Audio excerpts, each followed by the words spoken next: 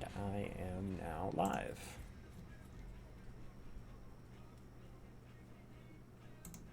Set up perfect. Perfect. So yeah, I am... Yeah. It's time to make some predictions. Time to make some predictions. And I just, because they didn't have one made yet, I looked up to see they don't have one made yet. So I kind of made my own using the this 2024 tier list. Just kind of used it, changed categories around, and granted, I wish I could change the colors on these, because like this should be red. This up here should be like green.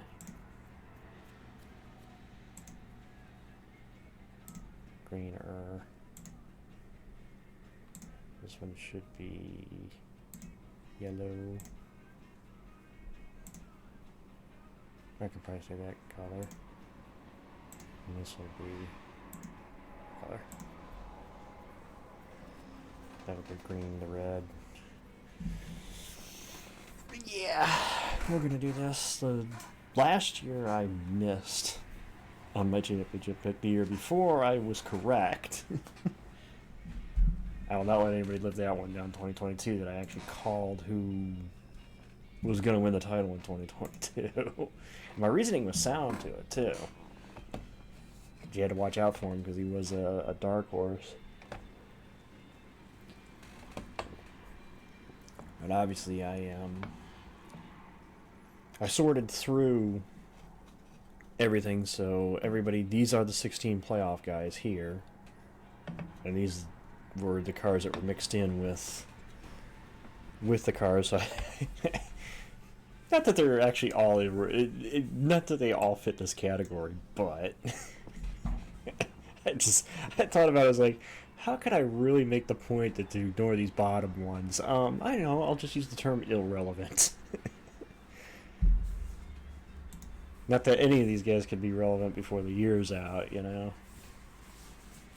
But I probably should have ordered these a little different, but alright.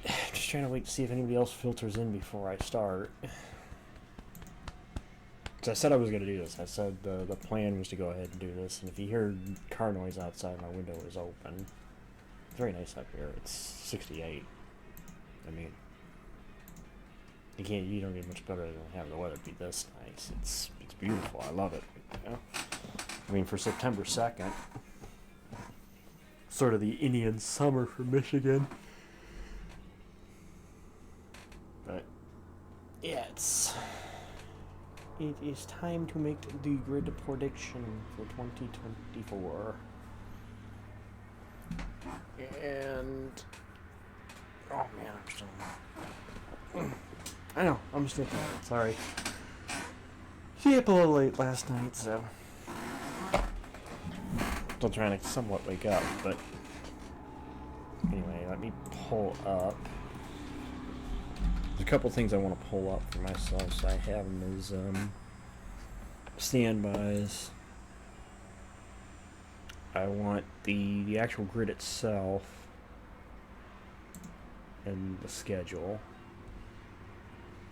Because chances are what I'm going to do is I'm also going to make my entry for this as well.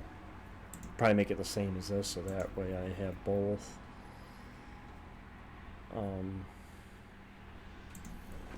Both the way I want them anyway. Pull up schedule as well.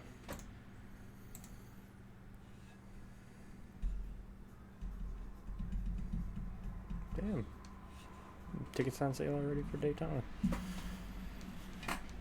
Alright, so let us begin. And first round, obviously Atlanta's next Sunday. Watkins Glen and Bristol. Watkins Glen for the first time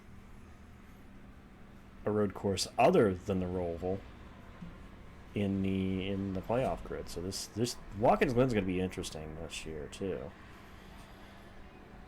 So you have the Glen, Atlanta, which had that hell of a finish back earlier this year, 3 abreast at the finish line.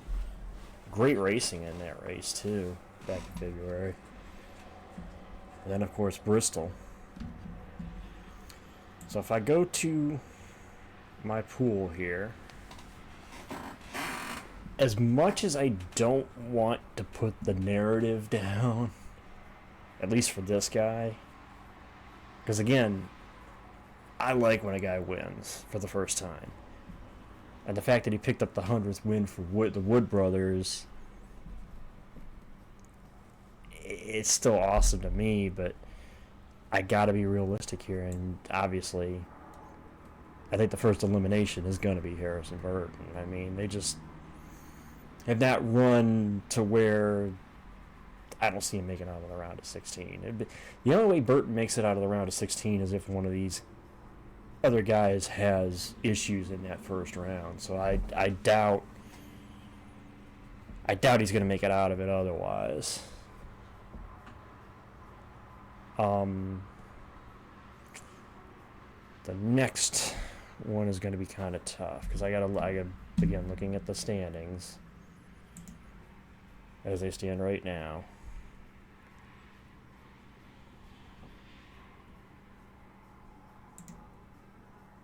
I know there's a lot of people that want to see him succeed or that want to see him win, especially since it's his final full-time season. But I'm sorry.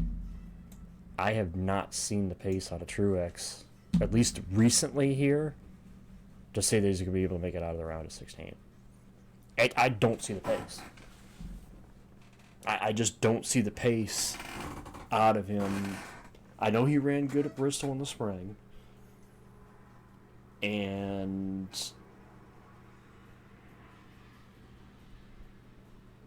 really, Bristol is the only track I could see him possibly winning to advance. But right now, I don't see the pace for him to advance out of this round. It's just, I don't see it there. Do I think Truex is going to win a race before the year's out? I still believe Truex is going to win a race before the year's out. But I don't see him making out of the round of 16. It's just, I don't see it. Maybe it's just them beating themselves, or maybe it's the fact it's starting to wear more on Martin than it is his last year. But I don't see him making it out of the round of 16. Next guy on the list. And again, the next guy I'm going to put on here, I'm pretty much using the same reasoning as Truex's reasoning. Even though he did win the spring race at Atlanta, where has Daniel Suarez been?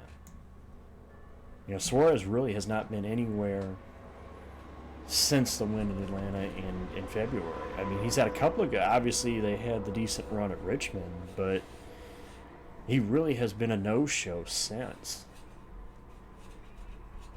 So I honestly think it's going to be these.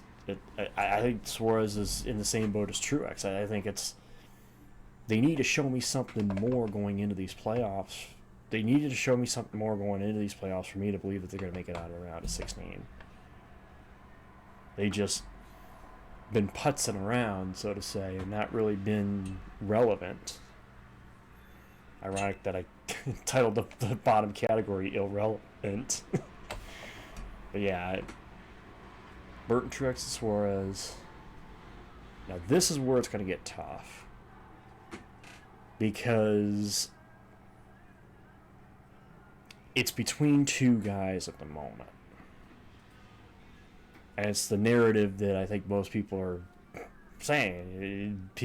People have, at least from what I understand, they were already calling them first round knockouts basically at the finish of the race. Briscoe and Cindric. And honestly, I think the last spot, the bottom 16, as far as who's going to be that next one knocked out in this round of 16, is going to be between those two. I'm just not sure. Honestly, I think you could flip a coin right now. Now, if we're going on momentum going into the playoffs, I'm going to put Cindric here. Because Briscoe's coming off the momentum of the win. And actually, all the Stewart-Haas cars, until that wreck that Barry kind of caused with the 3-wide squeeze of Gibbs, all the Stewart-Haas cars were running decent at Darlington, too. So, I'm going to give Briscoe the benefit of the doubt. I think they carry the momentum from the Darlington win. I think he makes it through the round of 16. But round of 12 is what, Kansas State and Roval. Yeah, I don't think Briscoe's making it through the next round. So I'll put Briscoe the first one out, round of 12. I think he makes it through the round of 16 based on the momentum of the win at Darlington.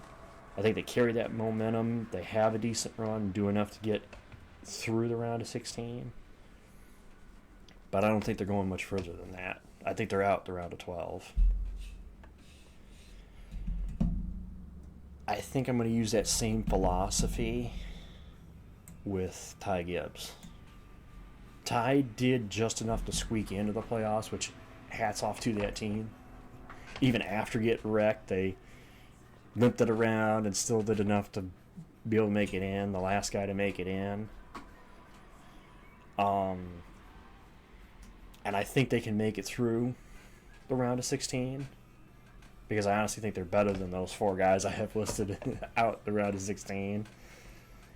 But I don't think they're going to make it through the round of 12. I think they're going to be down in the round of 12. And I know at least 2 people are not going to like me for putting this next name up there. But, sorry, Bowman. I got him out in the round of 12, too. Again, just where has he been?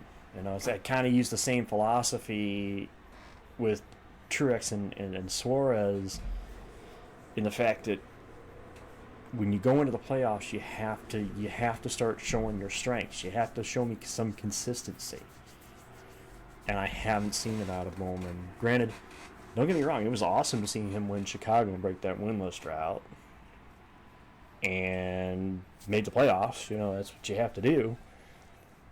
But I don't see the consistency, and I don't think that they can make it through this round. I don't think they can make it through. I don't see it.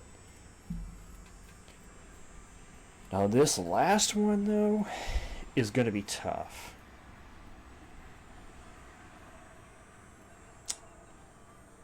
Last year, I picked this guy to have a good playoff run.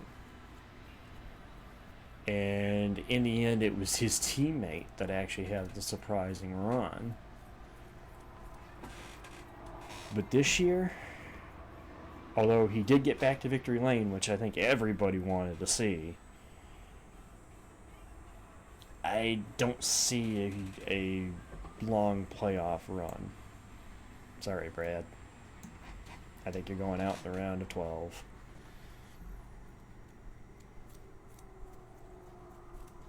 I think it's going to be... I don't think Brad's going to make it through the round of 12, just because I haven't seen... I can make the same argument for Brad that I made for Bowman. I haven't seen the consistency of them. I haven't seen the consistency out of them where they can show me that they're going to be a consistent playoff threat. So these are my 8 at the bottom. And it's going to be this one's going to be the tough one, because I could see a decent argument really for all 4 of the remaining ones I have to be possible final 4 guys. But okay, let's start off with what I think is going to be the obvious elimination. And I think it's going to be... I think it's going to be Joey. As much as the... I think this is where the streak ends.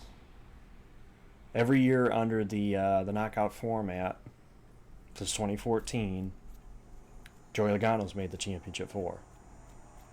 Every even year since 2014, he's made the final four. I think this year the streak ends. Now, unlike when he won the title in 22, I have not seen the silent consistency that got him through the playoffs in 22 and obviously winning Vegas. I haven't seen that this year. So as much as I want, it'd be interesting to see the streak continue. I don't think it's going to continue this year. I think he's out in the round of 8. The next one I hate to do. The next one I honestly hate to do because I would love to see him make it back. Obviously, I'm not wearing my hat for this because this is not a race stream, but as much as I'd love to see him go back-to-back, or at least make the championship four again, I'm not seeing... Kind of like Joey, I haven't seen Ryan yet in the recent weeks. Unfortunately, we had a sad end to Darlington, and you need momentum going into the playoffs. I've said it time and time again. If you have momentum on your side going into the playoffs, it's big. So there's no way that I can see, as much as Penske has won both next-gen drivers' titles.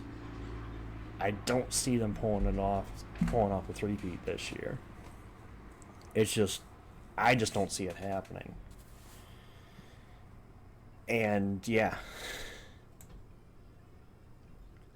he was good early on, and it seems like the last couple of years. How last year he had one of the best seasons of his career. But I don't see Byron making it back either. Because again, he did have a decent recovery at Darlington, but where has he been? I haven't seen Byron. He's got to show me more. He's got to show me more in these first couple playoff races for me to even be convinced that he could make the championship four. I don't see it happening. And the other one I'm going to put in here, it's going to piss a lot of people off of me doing it, but my reasoning is kind of the same as Byron's. He can be consistent. Obviously, he was battling for the regular season championship, but he can have weeks where he completely falls off the radar, like almost what happened last night. The only reason he got saved and finished 11th last night was the late race shenanigans, but I'm sorry, I don't see him making the championship four. I don't see, if there's a Hendrick car that's going to make the championship four, it's going to be Larson. Because I just don't see Byron and Elliott being able to put the consistent good runs together that you have to do in the playoffs, because you have to win and you have to run consistently good. Basically, you have to run top 5, top 10 each week. You cannot make it to the championship round without finishing top 10 each week. Not this year. Years past, maybe, but not this year. You have to be top 5, top 10 to be able to do it. No, he hasn't been. He finished 3rd in the regular season points. 20-something points behind, 30-something points behind the leader. And he was nowhere at Darlington. I can't put him in the championship four. I cannot put him in the championship four at this point. No way. There's no way I can put him in the championship four at this point. Because he's not showing me what I want to see in the championship four. I mean, let's face it, to be honest, the championship four that I had was probably going to be outside of Reddick, which was kind of a surprise to me. I mean, three of the four was the four I was going to pick going into this year. The three of the four here is who I had picked going into this year. Easily. The only one that was questionable was who the fourth guy was going to be. And obviously, as we've seen in the last few weeks, Tyler Reddick's been the guy. So that's my championship four. And again, I can make a case for all four of those guys to win this title.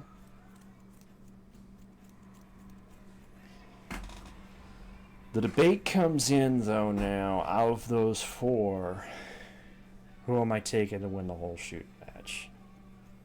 Again, you can make a case for all four.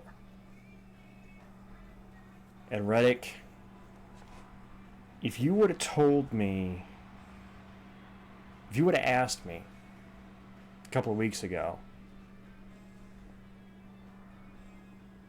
I would have said Reddick hands down. I would have said Reddick hands down, no question. But I got to remember how Phoenix went this year too. And if we're running the same stuff that we're running at Phoenix this year, then to me it's a no-brainer. I think this is the year Bell does it. He's made the last two championship fours, both championship fours under the next gen car, and probably would have been a threat to an extent last year, if not for a brake rotor exploding. I think this is the year Bell pulls it off. I think Bell pulls it off this year. Larson has the speed. I mean, I'll explain my reasoning for each driver here. Larson has the speed. Obviously, we saw, to an extent last night, the domination that Larson can do. Larson's big problem is his inconsistency. He can be dominant. He can go lead 300-something laps of a race. The problem comes in when somebody else gets a little better and gets ahead of him. He seems to kind of beat himself up trying to get back to that person. So that's why, as much as I see Larson making the championship four and being a threat, as we've seen the last 2 years, he didn't make the championship four in 22. He made it in 23 and battled Blaney for the title. But again, it almost seemed like he just laid over once Blaney got by and then tried. And then he just kind of rallied around and ended up, second overall in the race? Or second to Blaney. I think Larson has the potential to get back to the championship four again. I'm not quite sold yet that he can take the title. And Denny Hamlin, he can never rule out Hamlin. I mean, all the stuff that's made out about him being a choker when it comes to the championship, they're still a contender every year. Honestly, Denny Hamlin reminds me a lot of, at least in the early 2000s, the Philadelphia Eagles in the NFL. You know, how many NFC championship games did they make it to and yet weren't able to clear the hump there? So I don't think you can ever count Hamlin out. I think they're going to peak at the right time. No.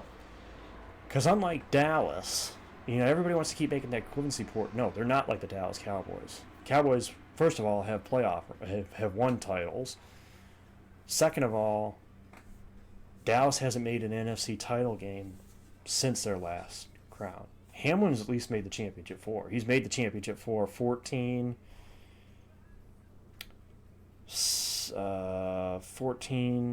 19, 20. He's made championship rounds, whereas Dallas hasn't even sniffed an NFC title since their last Super Bowl title, or an NFC title game since their last Super Bowl title. So, no, they're not Dallas.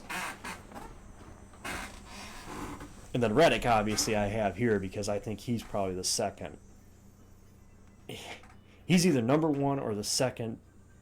He's either the favorite or the second favorite for the title this year because of the way they've run. And like I said, it's hard for me. I think the toss up was between Reddick and Bell.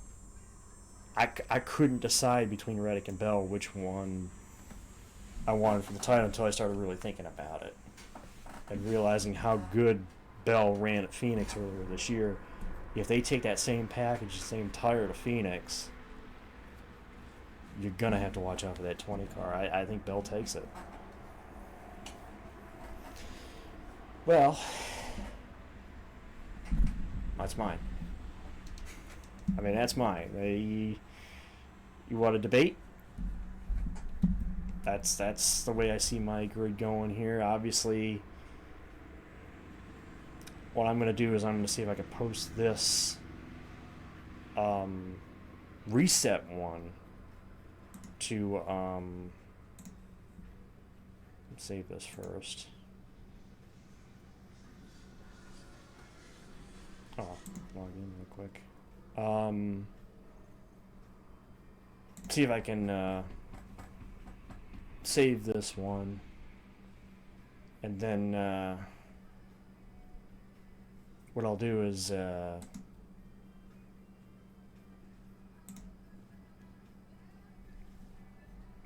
take this and put the clean one on my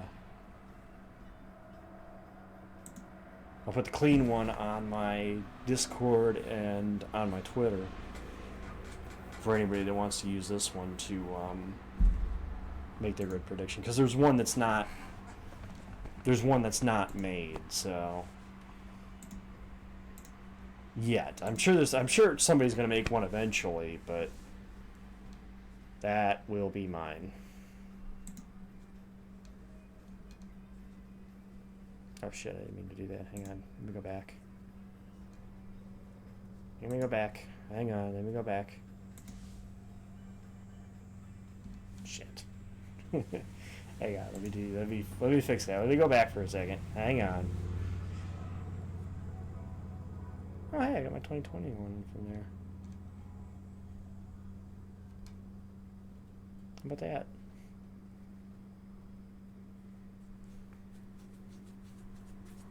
That's an interesting 2021 actually.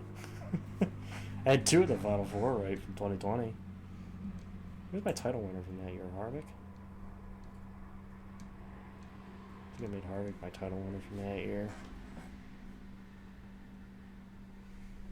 But yeah, that's my grid prediction. Let me pull up the image again. Shit, I gotta. I just closed the tabs. Like, I just saved that. I want to go back and grab that again so I can. Damn it! Don't you just hate that?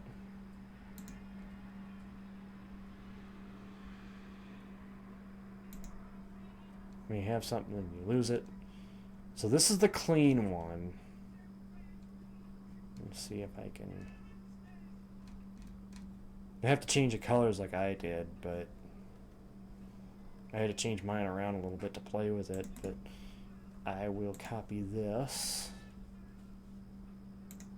I'll put it 3 places. I'll put it in my NASCAR thread thing, written here. On Discord, I will put it in here, so you guys can grab it from here.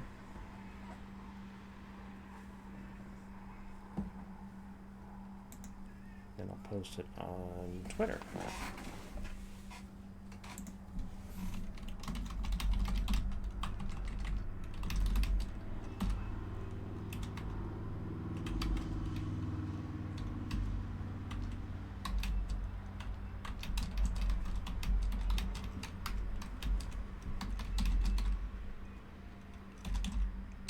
Guys go and feel free to tweet at me. Feel free to tweet at me what you guys what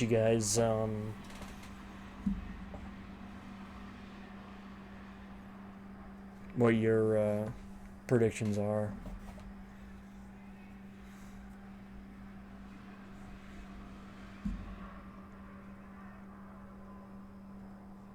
So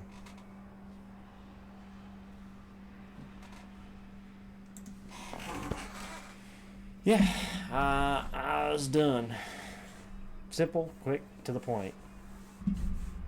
So, catch you guys on the flip side. That's my grid prediction. Oh crap, I did need to close that tab. That's my grid prediction.